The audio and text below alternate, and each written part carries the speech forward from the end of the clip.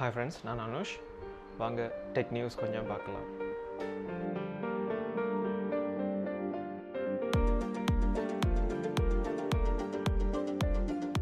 Okay friends, apple computers பற்றி கொஞ்சம் பார்ப்போம்.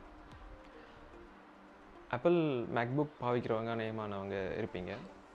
அதே மாதிரி ஆப்பிளோட மேக் ட்ராஷ் கேன் மாடல், அதுக்கு முதல் வந்த மேக் எல்லாமே பாவிக்கிறவங்க அநேகமானவங்க இருப்பீங்க. உங்களுக்கு எல்லாருக்குமே குட் நியூஸ், ஆப்பிள் புதிய மேக் கொண்டு ரிலீஸ் பண்ணியிருக்கு. பேஸ் மாடல் வந்து 8 cores 16 threads 3.5 GHz Intel Xeon processors. Specifications கேட்கக்குள்ள நல்லா தான் இருக்குது. அதே மாதிரி ப்ரைஸும் கொஞ்சம் நல்லாவே இருக்குது.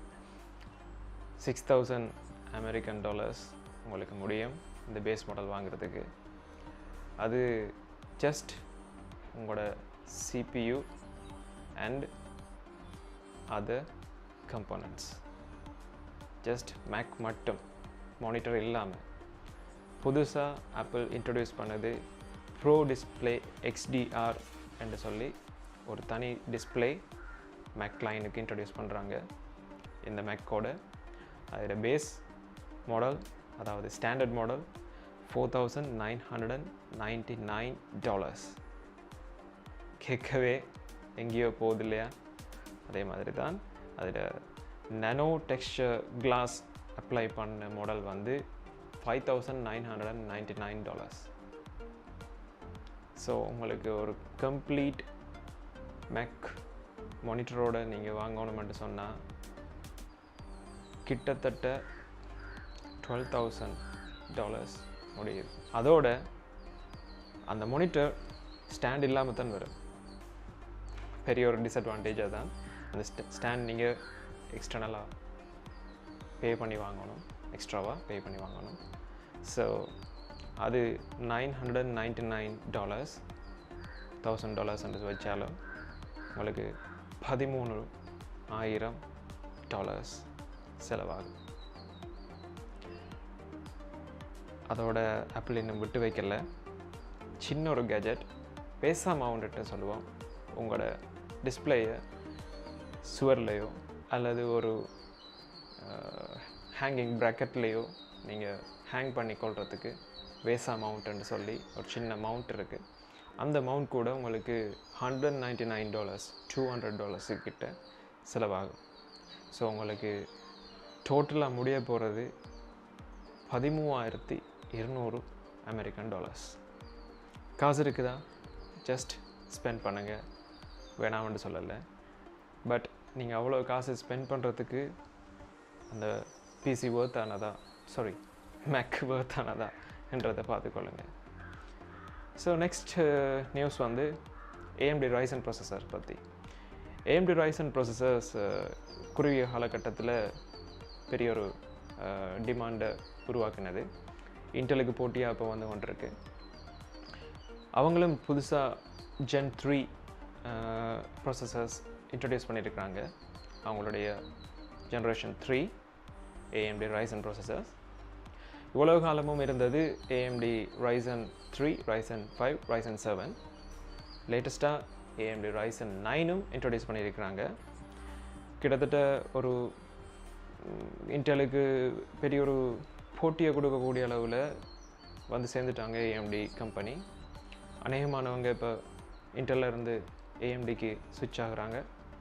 காரணம் என்னென்னா, low price, high performance, low power consume, இதெல்லாமே AMD ப்ராசஸரில் இருக்குது. அதனால் அநேகமான க்ரியேட்டர்ஸ் AMD ப்ராசஸருக்கு மாறிட்டுருக்காங்க. இப்போ லேட்டஸ்ட்டாக வந்த ப்ராசஸர் பார்த்தீங்கன்னா அப் டு 12 cores உங்களோட டெஸ்க்டாப்பில் சிம்பிளாக நீங்கள் நார்மலாக பாவிக்கிற ஒரு கம்ப்யூட்டரில் 12 cores வரைக்கும் பாவிக்கலாம். அதோட அவங்க இன்னொரு ப்ராசஸர் கமர்ஷியலாக, அதாவது க்ரியேட்டர்ஸுக்கு ரிலீஸ் பண்ணுற ப்ராசஸர் ஒன்று இருக்குது, த்ரெட்ரிப்பர் ப்ராசஸர். அது மேக்ஸிமம் 32 cores வரைக்கும் உங்களுக்கு பாவிக்கலாம் உங்களோட மதர்போர்டில். ஒவ்வொரு ப்ரொசஸருக்கும் ஒவ்வொரு கோட் நேமில் மதர்போர்ட்ஸ் ரிலீஸ் ஆகுது. அதாவது த்ரெட்ரிப்பர் யூஸ் பண்ணுறதா இருந்தால் நீங்கள் X399 மதர்போர்ட் பாவிக்கணும். X399 மதர்போர்டில் தான் நீங்கள் த்ரெட்ரிப்பர் யூஸ் பண்ணலாம். மற்ற RYZEN 7, RYZEN 5, RYZEN 3, RYZEN 9 எல்லாமே X சீரீஸில் வர X470, X370, X570, லாஸ்ட்டாக வந்தது X570 மதர்போர்ட். இதில் RYZEN 3 3rd gen, RYZEN 5 3rd gen, அதே மாதிரி RYZEN 7 and RYZEN 9 3rd gen processors பாவிக்கலாம். அவுட் ஆஃப் த பாக்ஸ் நீங்கள் அதில் ப்ரொசஸரை யூஸ் பண்ணலாம். பட் RYZENல இருக்கிற பிக் அட்வான்டேஜ் என்னென்னு சொன்னால், நீங்கள் புது ப்ரொசஸரை X470 அதாவது முதல் ஜெனரேஷனுக்குரிய மதர்போர்ட்லேயும் நீங்கள் யூஸ் பண்ணலாம். பயோஸ் அப்டேட்டோட மறந்துடாதீங்க. பயோஸ் அப்டேட் இல்லாமல் யூஸ் பண்ண முடியாது.